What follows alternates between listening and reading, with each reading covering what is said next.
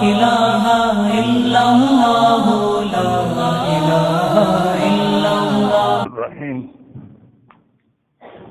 یہ جو اس روایت میں آیا ہے ما علمک بہذا الرجل، ما علمک بہذا الرجل،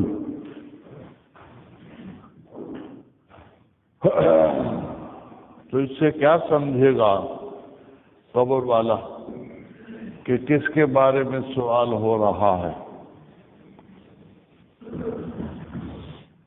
اس کی توجہ یہ ہے کہ چونکہ نبی پاک صلی اللہ علیہ وسلم مشہور ہے، شہرت کی وجہ سے سمجھ جائے گا کہ انہی کے بارے میں سوال ہو رہا ہے، شہرت کی وجہ سے سمجھ جائے گا کہ انہی کے بارے میں سوال ہو رہا۔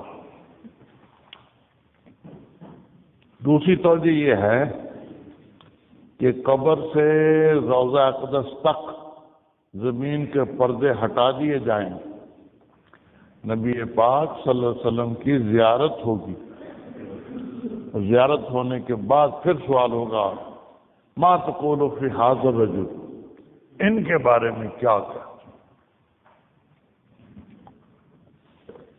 تیسری توجہ یہ ہے کہ نبی پاک صلی اللہ علیہ وسلم کی تصویر دکھائی جائے گی، ما تقول فی ھذا الرجل، ما تقول فی ھذا الرجل، یوں سوال۔ چوتھی توجہ یہ ہے کہ فرشتے کچھ صفات بھی بیان کریں گے، ما تقول فی ھذا الرجل الذی بعث فیکم، بعث فیکم، یہ لفظ جب کہہ دے گا فرشتہ تو سمجھ جائے گا کہ سوال ہو رہا ہے نبی پاک صلی اللہ علیہ وسلم کے بارے میں۔ ٹھیک، یہ اس کی چار توجیہیں ہیں۔ جی ہاں جی ہاں جی ہاں جی ہاں، اب آگے پڑھیں گے۔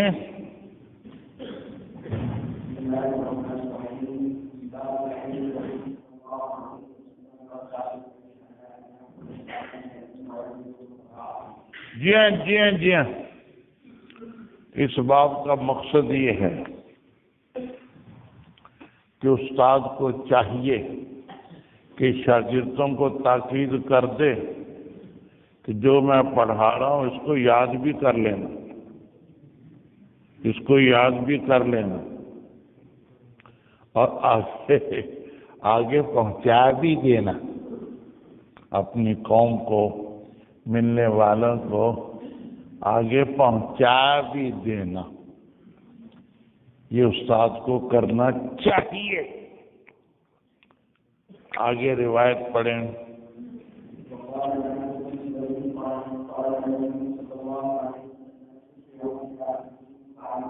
جی ہاں، اپنے گھر والوں کی طرف چلے جاؤ، فعلموہم، ان کو دین کے مسائل سے سکھاؤ۔ چلیے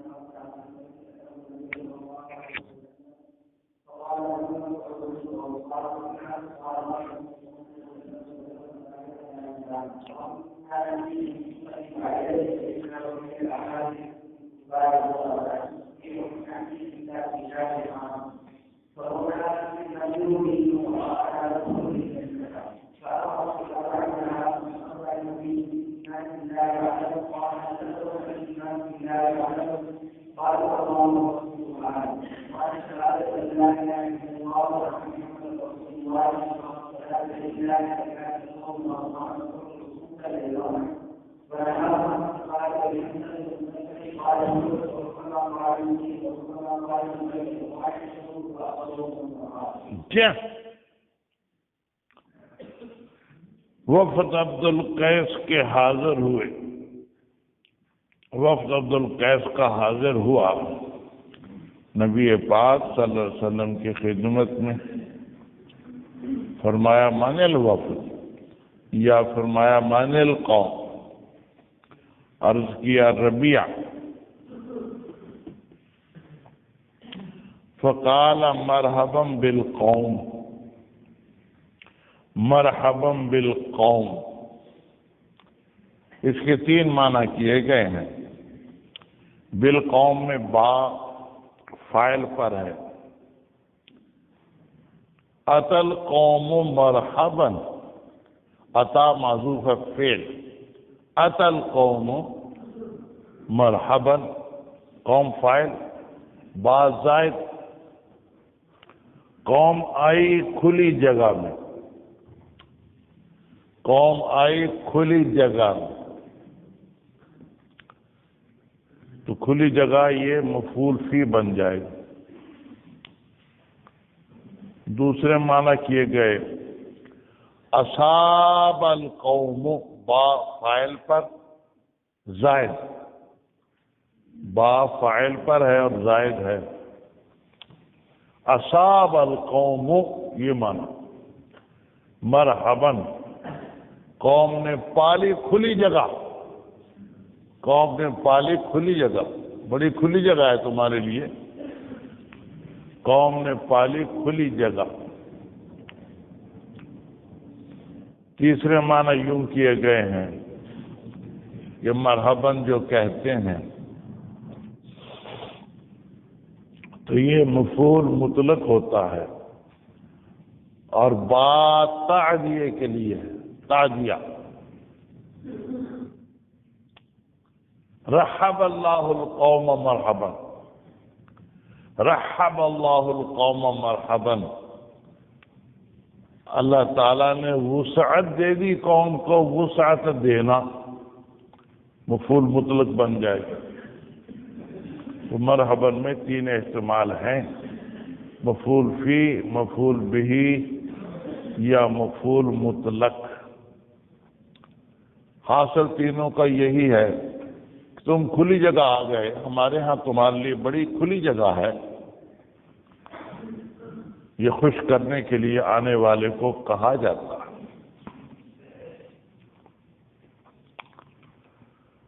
غیر خزایا، خزایا خزیان کی جمع،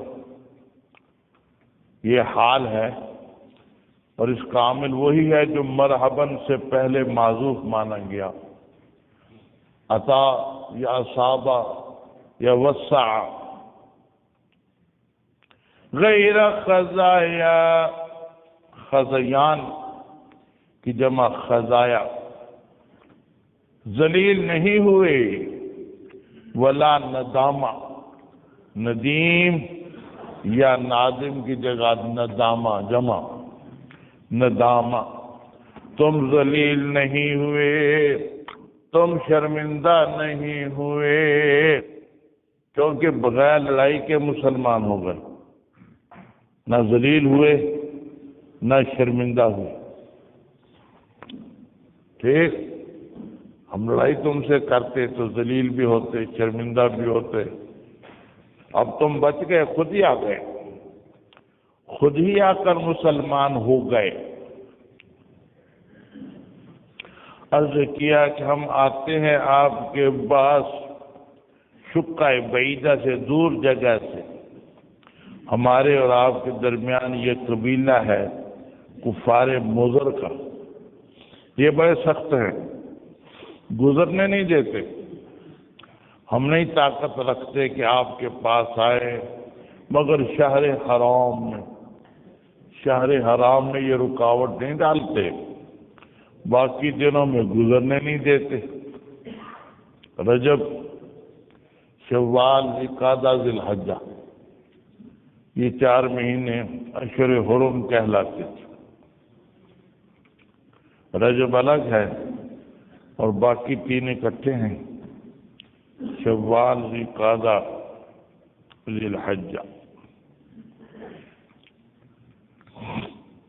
فَمُرْنَا بِأَمْرٍ، حکم دے ہمیں کسی کام کا، جو ہم بتائیں ان لوگوں کو جو ہمارے پیچھے ہیں، ہم داخل ہو جائیں اس عمل کی وجہ سے جنت میں، تو 4 چیزوں کا حکم کیا، 4 چیزوں سے روکا۔ ایمان باللہ عز و جل، ایک جانتے ہو ایمان باللہ کیا ہے؟ عرض کیا نہیں۔ فرمایا شہادت لا الہ الا اللہ وان محمد رسول اللہ، اور اقامت صلاۃ، ایتاء زکوٰۃ، صوم رمضان، اور یہ کہ خمس دو، اور 4 سے روکا۔ دبا، کدو خشک ہونے پر وہ برتن کے کام آتا ہے۔ ہنتم کہتے ہیں چھوٹی سی گھڑی، ٹھلیا اردو میں کہتے ہیں، یا تو مطلقاً چھوٹی سی گھڑی مراد ہے،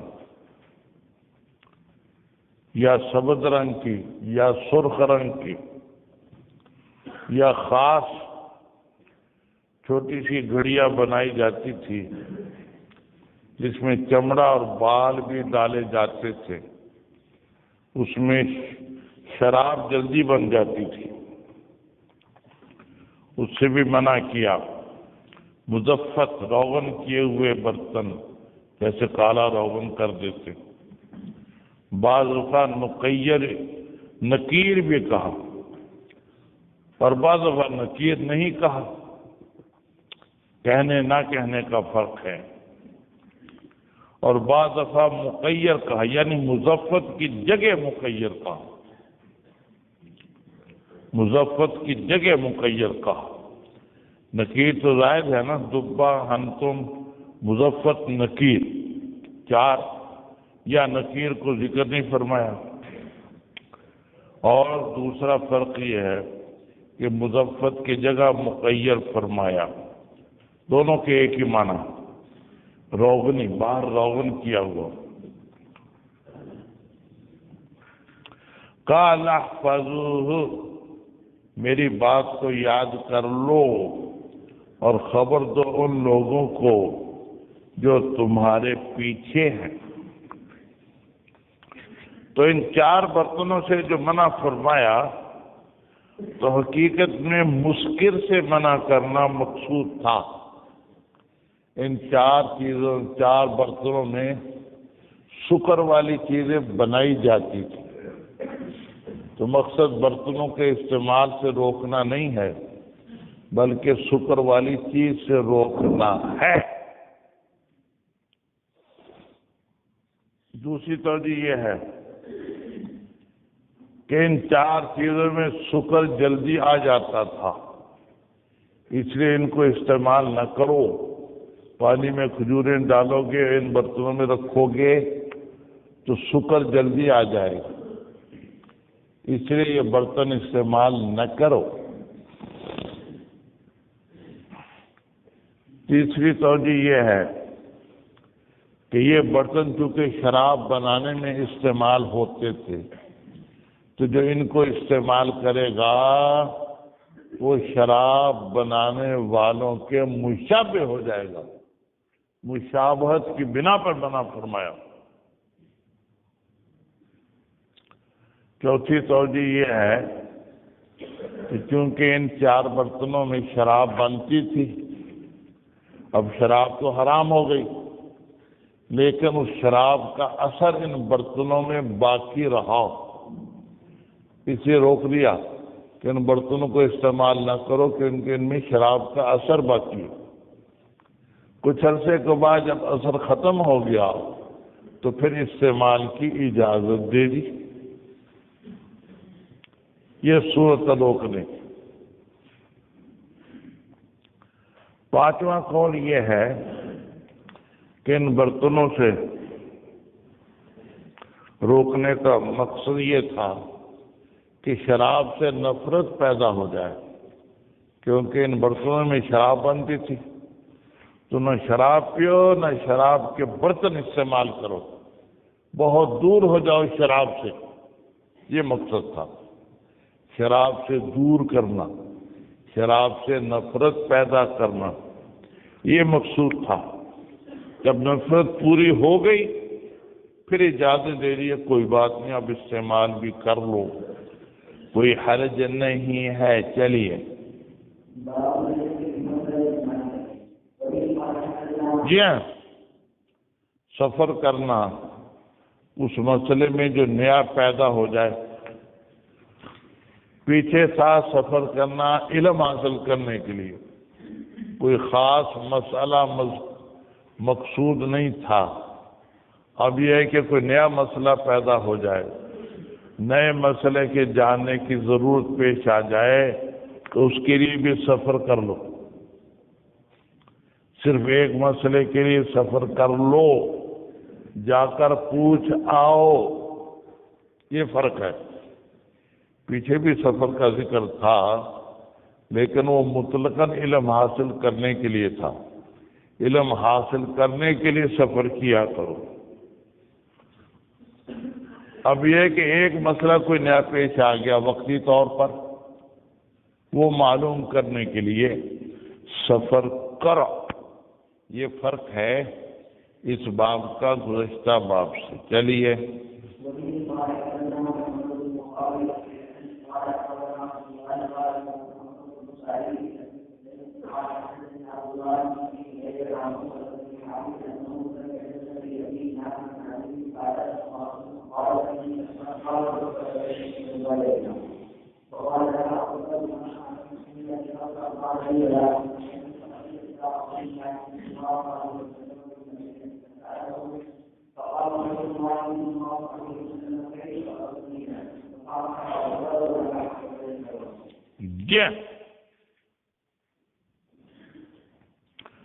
حضرت عقبہ فرماتے ہیں کہ میں نے نکاح کیا ابو احاب کی ایک بیٹی سے، تو ہمارے گھر میں ایک عورت آ گئی، کہنے لگی کہ میں نے تو عقبہ کو دودھ پلایا ہے اور جس سے اس نے نکاح کیا اس کو بھی دودھ پلایا ہے، یہ دونوں تو بہن بھائی ہیں، نکاح کیسے ہو گئی؟ اسے یہ آ کر کہہ دیا تم دونوں تو بہن بھائی ہو، میں نے تم دونوں کو دودھ پلایا، تمہارا نکاح ٹھیک نہیں ہے۔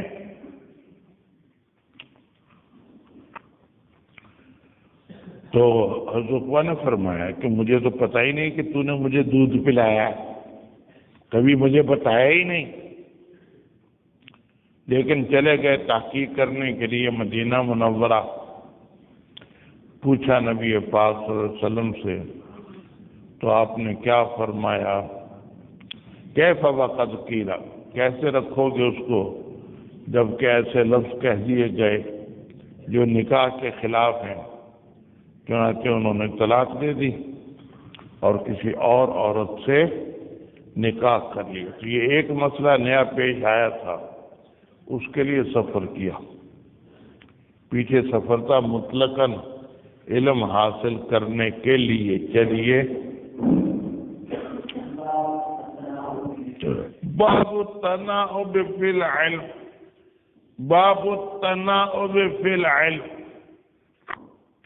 باری مقرر کر لینا علم، ایک دن میں جاؤں گا مسائل یاد کر کے آ جاؤں گا، ایک دن تم چلے جانا مسائل یاد کر کے آ جانا، شام کو مجھے بتا دینا، میں تمہیں بتا دوں گا، باقی سارا دن اب دنیا کے کام کرتے رہیں گے، کیونکہ فارغ نہ ہو پورا تو چلو کم از کم باری باری سے،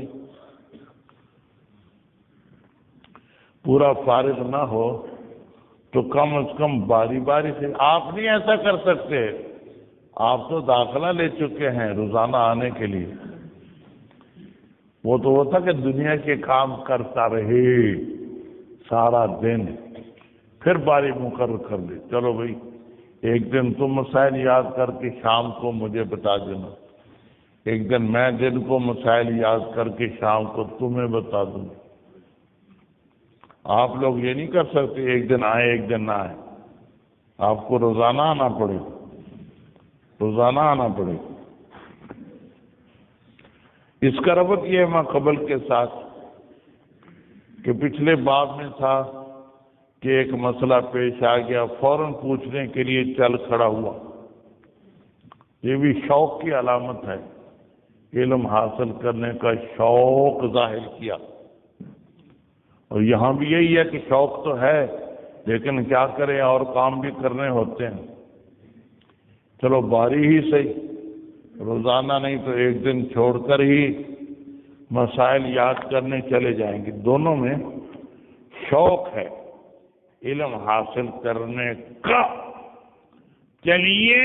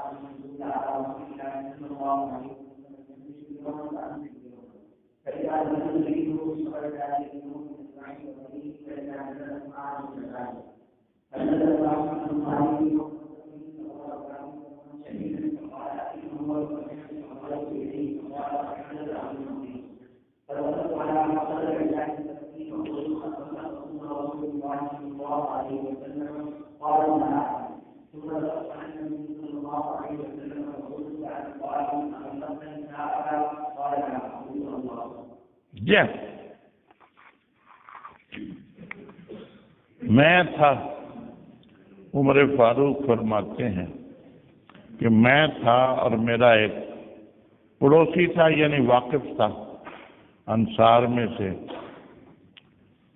ٹھیک، وہی من اوائل المدینہ، اور یہ لوگ رہتے تھے مدینہ کی بستیوں میں جو پاس تھیں، اوالی، اونچی جگہ پر واقع تھیں، ان کو اوالی کہتے ہیں۔ وَكُنَّا نَتَنَاوَبُ، ہم باری باری کرتے تھے حاضر ہونا نبی پاک صلی اللہ علیہ وسلم کے پاس۔ وہ جاتا تھا ایک دن اور میں جاتا تھا ایک دن۔ جب میں جاتا تھا تو شام کو خبر دیتا تھا اس دن کی، وحی اس کے بارے میں اور دوسرے مسائل کے بارے میں۔ جب وہ جاتا تھا میں کام کرتا رہتا تھا، تو وہ بھی ایسا ہی کرتا تھا کہ شام کو مجھے آ کر دن بھر کے مسائل سنا دیتا تھا۔ فَنَزَلَ صَاحِبِيَ الْأَنصَارِيُّ، ایک دن گیا میرا ساتھی انصاری اپنی باری میں، شام کو جب آیا تو ضرب بابی ضربا شدیدا، میرے گھر کا دروازہ بڑے زور سے کھٹکھٹایا، بڑے زور سے، اور چیخا، اسما ہوا، اسما ہوا، عمر ہے، عمر ہے، عمر ہے گھر میں کہ نہیں؟ سما کہ میں نے وہاں۔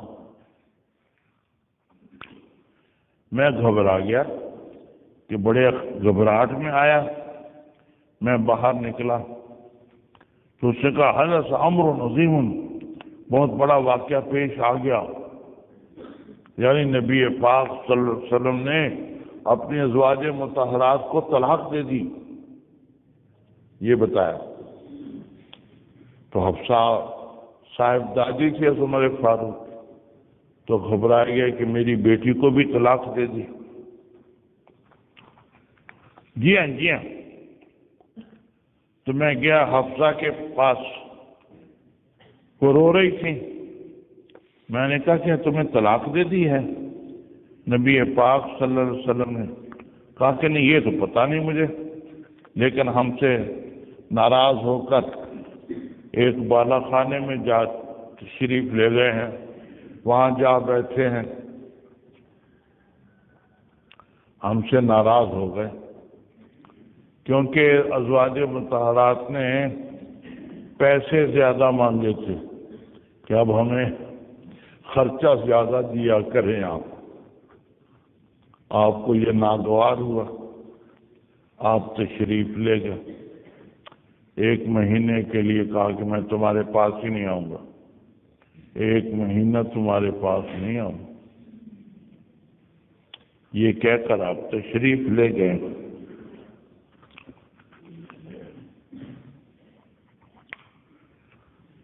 ثم دخلت علی النبی صلی اللہ علیہ وسلم، پھر میں نبی پاک صلی اللہ علیہ وسلم کی خدمت میں حاضر ہو گیا۔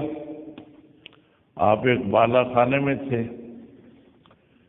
تو میں نے عرض کیا حالانکہ میں کھڑا تھا، اطلقت نساءک، کیا آپ نے طلاق دے دی ہے اپنی ازواج کو؟ نہیں میں نے طلاق تو نہیں دی، ویسے میں ناراض ہو کر آ گیا ہوں، طلاق دیں گے۔ جی ہاں۔ تو میں نے اللہ اکبر کہا کہ دیکھو خام خواہ میرے ساتھی انصاری نے سمجھ لیا کہ طلاق دے دی، طلاق تو نہیں دی تھی، اس لیے اللہ اکبر کہا اظہار تعجب کے لیے۔ چلیے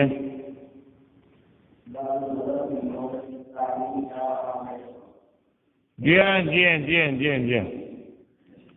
باب الغضب فی الموعظۃ، نصیحت میں ناراضگی کا اظہار کرنا، تعلیم میں ناراضگی کا اظہار کرنا۔ جب دیکھے استاد ایسی چیز جو ناپسند کرتا ہے، تو مقصد یہ ہے کہ قضا تو غصے کی حالت میں نہیں ہونی چاہیے۔ قضا فیصلہ کسی جھگڑے کا کرنا ہو تو وہ غصے کی حالت میں نہ کرے۔ غصے میں آدمی کی سمجھ میں کچھ کمی آ جاتی ہے، غصہ چڑھ جاتا ہے، گھبرا جاتا ہے، اس لیے غصے کی حالت میں قضا نہ کرے۔ لیکن تعلیم میں، نصیحت میں بعض دفعہ غصہ ظاہر کرنا پڑتا ہے۔ غصہ ظاہر نہ کریں تو اس کو بات سمجھ میں نہیں آتی، غصے سے سمجھانی پڑتی ہے۔ تو تعلیم میں اور نصیحت میں تو غصہ کر لینا اچھا ہے، قضا میں غصہ نہ کرے، قضا کے وقت غصہ نہ کرے، کہیں فیصلے میں غلطی نہ ہو جائے، یہ بتانا مقصود ہے۔ چلیے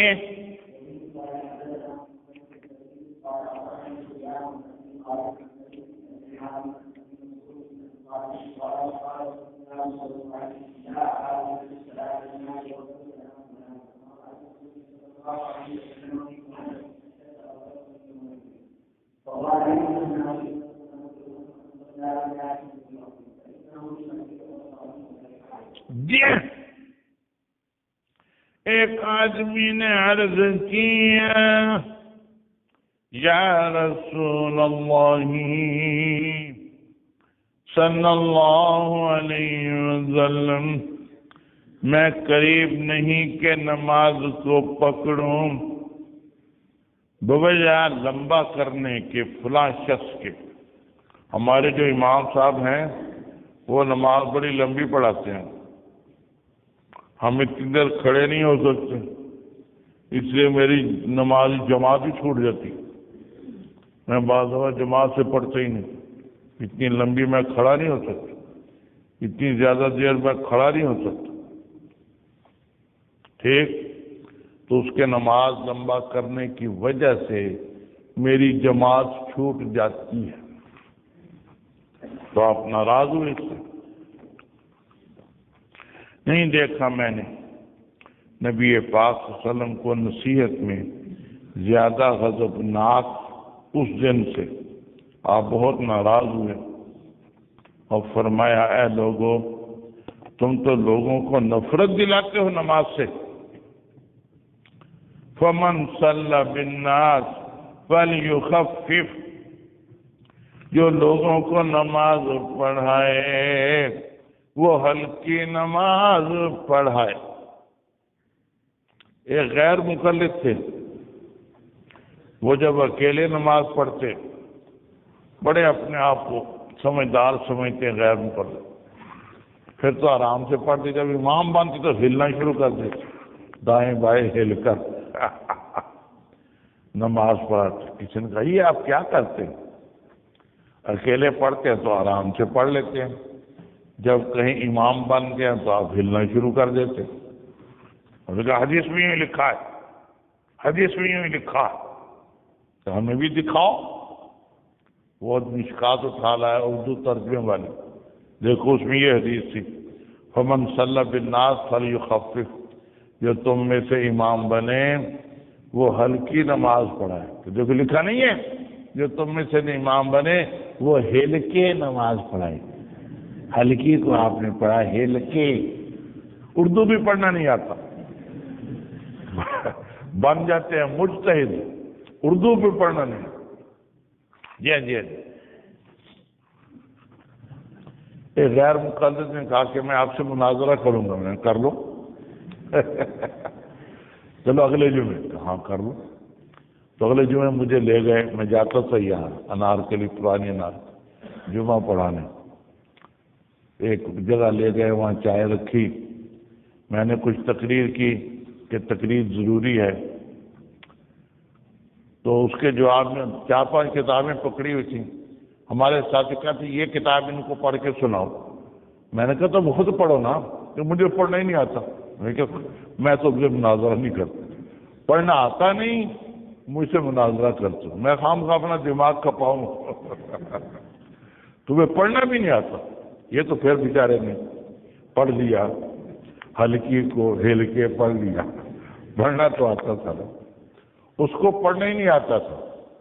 میں نے کہا میں مناظرہ نہیں کر سکتا، میں معافی چاہتا ہوں، جب تو پڑھنا آتا نہیں ہے کتابیں میرے سامنے کر دو، یہ لکھا یہ لکھا، کتابوں کو دیکھ لو، اس کو مناظرہ۔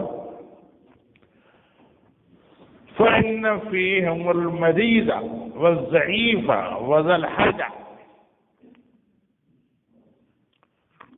لوگوں میں، نمازیوں میں بیمار بھی ہوتے ہیں، کمزور بھی ہوتے ہیں، حاجت والے بھی ہوتے ہیں، جلدی ان کو جانا ہوتا ہے بیچاروں کو، آپ لمبی نماز شروع کر دیتے ہیں، یہ اچھا نہیں۔ چھوٹی مختصر نماز پڑھو، بس فارغ ہو جاؤ۔ یہاں نام نہیں ہے کہ کس نے لمبی نماز پڑھائی تھی، 2 احتمال ہیں، حضرت معاذ یا ابی بن کعب۔ زیادہ مناسب ابی بن کعب ہیں، ان کی روایت میں نام آتا ہے، اس کے قریب قریب یہ روایت ہے، یہاں نام نہیں ہے، تو یہاں بھی وہی مراد ہیں، ابی بن کعب۔ انہوں نے نماز لمبی پڑھائی تھی تو ایک آدمی نے یوں شکایت کر دی۔ چلیے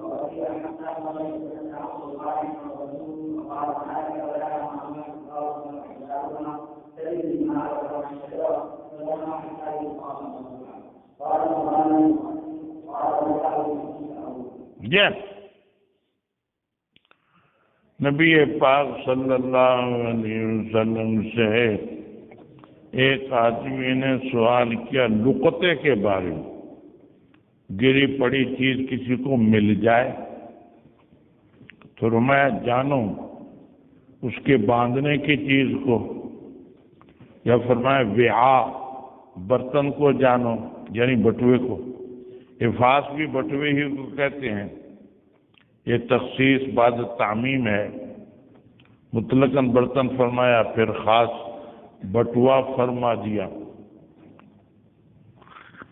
ثم عرفها سنة، پھر 1 سال اس کی تعریف کرو کہ کسی کا کوئی بٹوا تو نہیں گم ہوا۔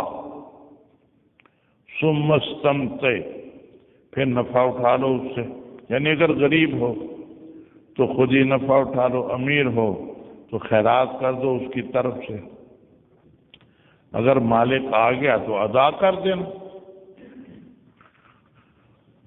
اس آدمی نے پوچھا اگر اونٹ کسی کو نظر آئے، کوئی مالک اس کا ساتھ نہ ہو، اس کو کیا کرے؟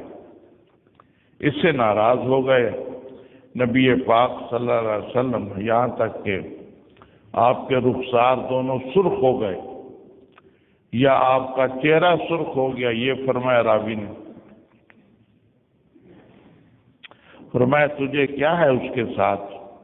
اس کے ساتھ تو پینے کی چیز بھی ہے، پاؤں بھی اس کے ٹھیک ہیں، پانی پر جائے گا، درختوں کے پتے کھائے گا، اس کو چھوڑ دو یہاں تک کہ اس کا مالک آ جائے۔ ناراض اس لیے ہوئے کہ اس زمانے میں اونٹوں کے ضائع ہونے کا اندیشہ نہیں تھا، اونٹوں کے ضائع ہونے کا اندیشہ نہیں تھا، بڑا جانور ہے، کوئی بھیڑیا اس کو کھائے گا نہیں، چرتا رہے گا، کھاتا پیتا رہے گا، جب مالک آئے گا تو اس کو لے جائے گا۔ لیکن اس زمانے میں اونٹوں کو بھی لوگ پکڑ کر ذبح کر کے کھا جاتے ہیں، ذبح کر کے کھا جاتے ہیں، اس لیے اس زمانے میں اونٹ کو بھی پکڑ لے، کوئی غلط آدمی ذبح کر کے کھا نہ جائے۔ اس زمانے میں کھاتا تو کوئی تھا ہی نہیں، خطرہ تھا کہ کوئی بھیڑیا نہ کھا جائے، اس لیے حکم تھا کہ بکری وغیرہ کو پکڑ لو، بھیڑیا نہ کھا جائے۔ لیکن اونٹ کو بھیڑیا کھا نہیں سکتا، اس لیے آپ ناراض ہوئے کہ اونٹ کے بارے میں پوچھنے کی کوئی ضرورت نہیں ہے۔ پھر اس نے بکری کا پوچھا کہ ہاں یہ ٹھیک ہے، بکری ہو تو پکڑ لو، کیونکہ وہ تمہارے لیے ہے یا تمہارے بھائی کے لیے ہے یا پھر بھیڑیے کے لیے ہے، یعنی اس میں خطرہ ہے کہ بھیڑیا کھا نہ جائے، اس لیے پکڑ لو تاکہ مالک تک پہنچا دو۔ چلیے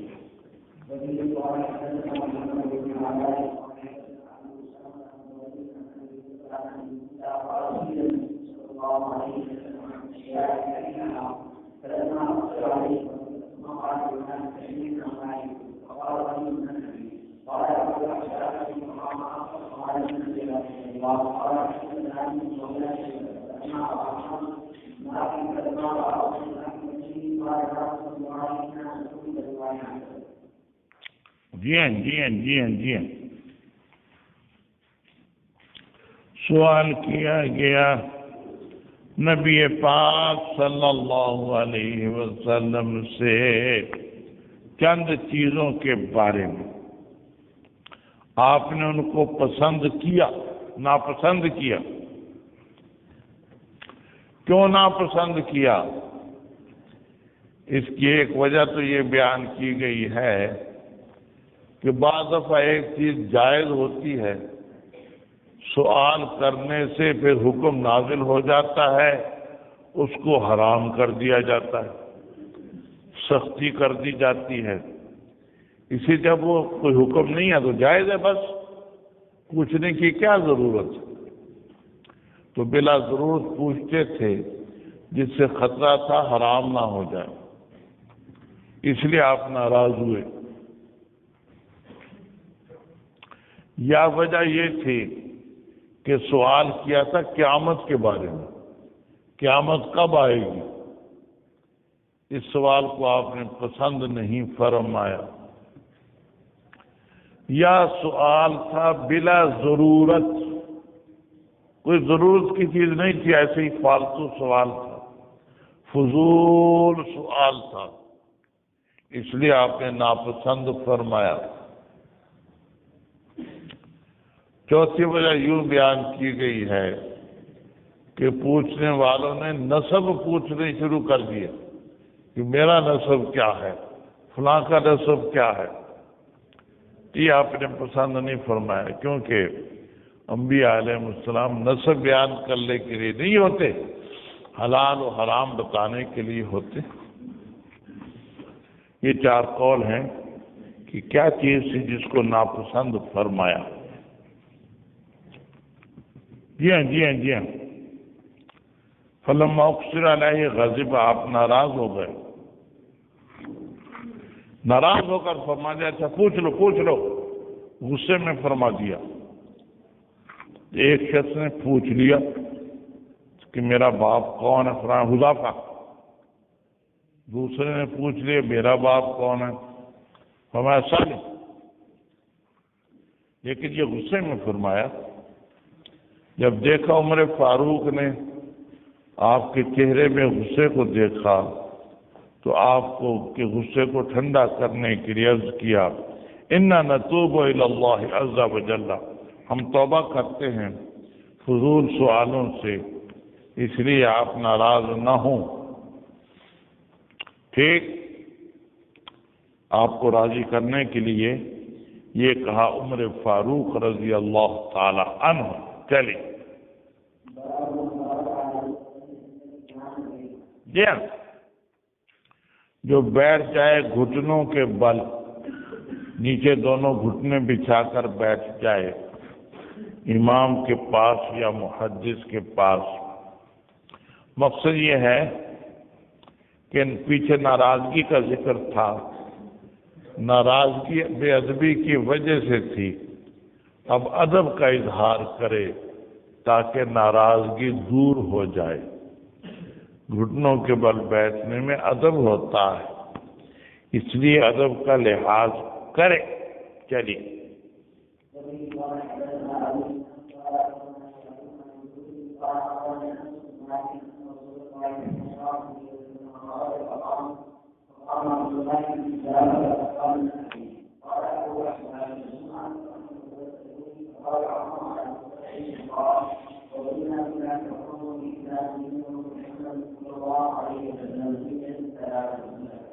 جی ہاں، نبی پاک صلی اللہ علیہ وسلم گھر سے نکلے تو ایک آدمی کھڑا ہو گیا، اس نے کہا میرا باپ کون ہے؟ فرمایا حذیفہ۔ پھر آپ نے یہ فرمایا ناراض ہو کر پوچھ لو، یعنی فالتو باتیں کیوں پوچھتے ہو، پوچھ لو پھر اور پوچھ لو۔ تو عمر فاروق گھٹنوں کے بل بیٹھ گئے اور آپ کو راضی کرنے کے لیے عرض کیا رضینا باللہ ربا وبالاسلام دینا وبمحمد صلی اللہ علیہ وسلم نبیا۔ یہ گھٹنوں کے بل بیٹھ کر یہ عرض کیا تو فسکتا، اس سے آپ کی ناراضگی ختم ہو گئی۔ چلیے جی ہاں، باب من عاد الحدیث ثلاثا، جو بات کو 3 دفعہ کہے۔ جی ہاں، سمجھانے کے لیے 1 دفعہ 2 دفعہ 3 دفعہ، سمجھانے کے لیے 3 دفعہ کہیں، یا ڈرانے کی چیز ہے تو ڈرانے کے لیے 3 دفعہ کہے، یا اس وجہ سے 3 دفعہ کہے کہ خیال ہو کہ اس نے سنا نہیں، چلو اب سن لے، یا اس لیے 3 دفعہ کہے کہ وہ سمجھا نہیں اب سمجھ لے۔ جی ہاں، اب سمجھ لے۔ تو ان مقصدوں کے لیے اگر 3 دفعہ بھی کہے تو اچھا ہے، سمجھانے کے لیے، ڈرانے کے لیے، اس خیال سے کہ شاید اس نے سنا نہیں، یا اس خیال سے کہ اس نے سمجھا نہیں، تو یہ مستحسن ہے۔ بعضوں نے یوں غرض بیان فرمائی ہے کہ امام بخاری رحمہ اللہ تعالی رد کرنا چاہتے ہیں اس شخص کا جس نے کہہ دیا کہ جو بات سن کر کہے کہ مجھے دوبارہ بتائیں تو دوبارہ نہیں بتانی چاہیے. کسی نے یہ کہہ دیا تھا، اس کا رد کرنا چاہتے ہیں کہ نہیں کوئی بات نہیں، دوبارہ بتا دے، تیسری مرتبہ بتا دے، کوئی حرج نہیں ہے. ٹھیک. وہ شخص یہ کہتا تھا کہ پہلی دفعہ کیوں نہیں غور سے سنا؟ نہ بتاؤ اس کو نہ بتاؤ، یہ بتانے کے قابل نہیں ہے. کیوں اس نے غور سے نہیں سنا؟ کیوں غور سے نہیں سنا؟ اس کا رد کرنا ہے کہ نہیں کوئی بات نہیں، بتا دے تو کوئی حرج نہیں ہے. چلیے.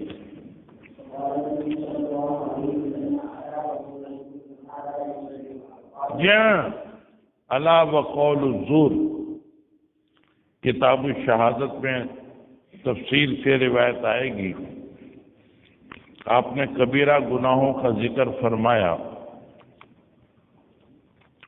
اس میں جب قول زور کا ذکر آیا تو 2-3 دفعہ آپ نے فرمایا قول زور، جھوٹ بولنا بہت برا. تو تاکید کے طور پر 3 دفعے بیان فرما دیا.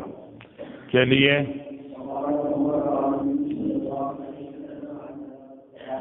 جی ہاں، حل بلغ تو بھی 3 دفعہ کہا تھا. کیا میں نے پہنچا دیا کہ نہیں پہنچایا؟ ٹھیک. تو تاکید کے طور پر آپ نے 3 دفعے فرما دیا. چلیے.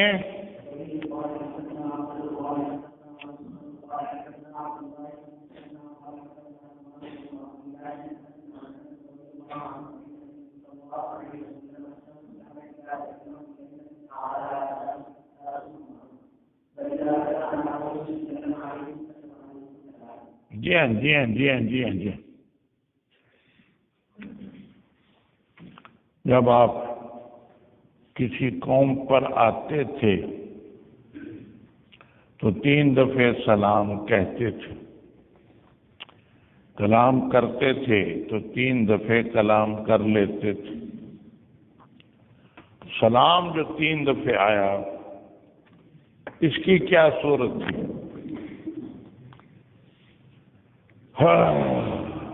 اس میں 3 قول ہیں.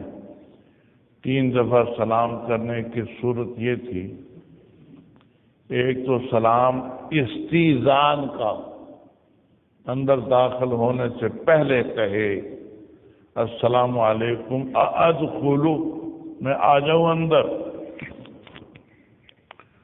دوسرے جب ملاقات ہو تو پھر کہے السلام علیکم. ٹھیک. تیسرے جب واپس جانے لگے تو پھر سلام کریں. یہ 3 سلام مراد. سلام آپ 3 دفعہ کرتے تھے، ایک اجازت دینے کے لیے، ایک ملاقات کے وقت، اور تیسرا واپس جاتے وقت. دوسری توجہ یوں کی گئی ہے کہ جب بڑا مجمع ہوتا تھا، بڑے مجمع کے پاس تشریف لے جاتے تھے نبی پاک صلی اللہ علیہ وسلم، اس وقت 3 دفعے سلام کرتے تھے. شروع میں ذرا آگے جا کر، پھر اخیر میں. مجمع جو بڑا ہوتا تھا تاکہ سب کو سلام پہنچ جائے.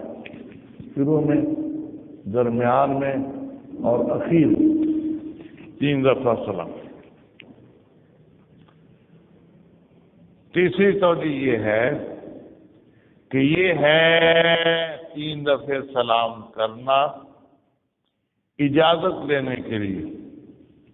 آپ اجازت لیتے وقت بھی 3 دفعے سلام کرتے. السلام علیکم ادخل، السلام علیکم ادخل، السلام علیکم ادخل. جب 3 دفعے کہنے کے باوجود اندر سے جواب نہ آتا تو پھر آپ واپس تشریف لے جاتے تھے کہ کوئی آدمی مشغول ہے یا گھر میں ہی نہیں ہے، تو یہ استئذان کے لیے 3 دفعے آپ سلام کرتے تھے، ٹھیک، تینوں دفعہ جواب نہ آئے تو پھر آپ واپس تشریف لے جاتے تھے۔ چلو باقی پھر سے اگلے باب کی بحث لمبی ہے، روایت ہے اور آپ کے ہاں باب سے پہلے پڑھ لیجئے، وہ تو پڑھ لیجئے۔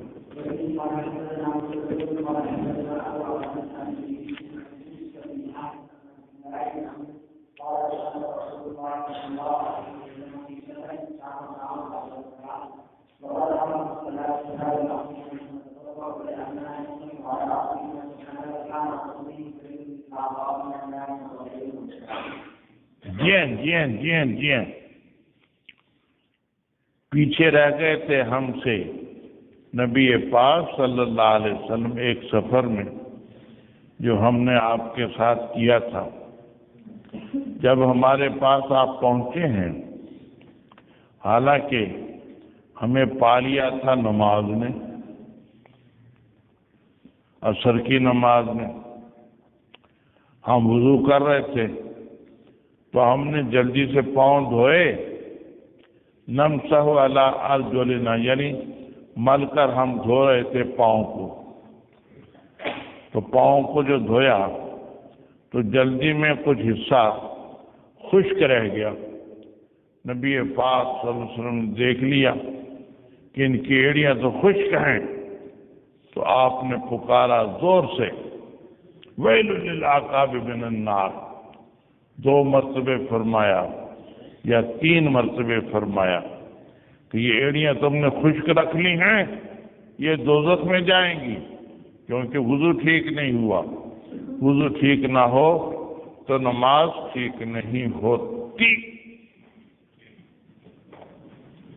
لا الہ الا اللہ، لا الہ الا اللہ، لا الہ الا اللہ، لا الہ